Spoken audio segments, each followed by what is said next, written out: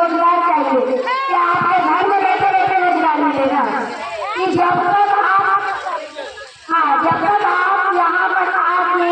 कुछ समझेंगे नहीं, बैठेंगे नहीं, समय नहीं देंगे, तो आप अपने आप को स्वतंत्र कैसे बनाएंगे? आज सोचिए कि कभी पहले महिला घर से बाहर नहीं निकलती थी, मगर अभी के समय में देखिए यहाँ पर कितना संख्या में भीड़ है। आप सोचिए कि पहले लोग बोलते थे कि एक दूसरे से बात करने से, यानी कि 4 महिला जहाँ भी बैठती थी वहाँ पर लोग बोलते थे कि घर का सिपाही सशक्त बनाने के लिए सरकार क्या प्रयास कर रही है? अपने देश, अपने बिहार को आगे बढ़ाने के लिए किस तरह जागरूक हो, मतलब सरकार को आप चाहिए है, मगर आप लोग भी अपने आप को सशक्त आप क्या करें कि खुद से अपने घर से, परिवार से, यही नहीं कि आप अपने आप को सही तरीके से, सही व्यवहार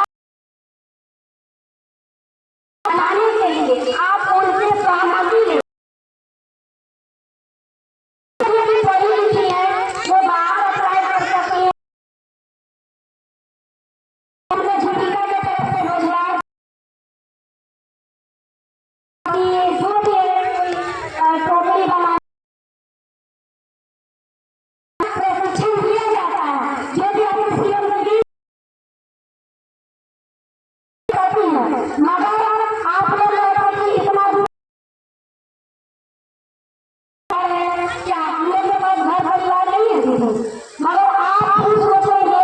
कि वो आपको समझाइए कि आप अपने समय को, अपने घर परिवार को समय देते हुए बाहर कैसे निकले और अपने आस पास के माहौल को भी बदले। कि जैसे पहले लोग कहते थे बाहर में बैठ के बातें करना या किसी से